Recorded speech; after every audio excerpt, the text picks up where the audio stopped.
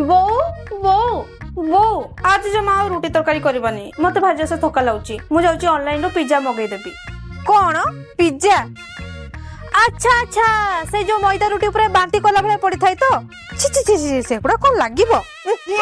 ओहो बोऊ आपण एमती कोंतु नहीं पिज्जा बहुत टेस्टी लगे ता ऊपर जो चीज पड़ी थाई की टेस्टी हो हेला आउ तो पिज्जा रो दाम केते? बेसी नुह मो बो एबे तो ऑफर चलची सही पे मात्र 400 टका रे मिल जाउची। केते 400 टंका? हे भगवान 400 टका रे हम घर को 10 किलो चावल आसीबो 10 किलो चावल बसिके हमें कम से कम मासे खाइबा आ तू सामान्य रुटीटा को 400 टका देबू। हां कोन हैला सेठू हे तू से फोन रख मु जाउची पखाळ बाडीबी ता सांग को टिके आलू भरता और बडी चूरा कर देले मात्र 20 टका रे काम सरीबो आ 380 टका मते दे देबू मो तीर्थ करिया को जीबी कहला कोना 400 टका देके रुटी मगेइबो। छाड़ ए सासु मां को तांको इकोनॉमिक्स रे पारी हबनी।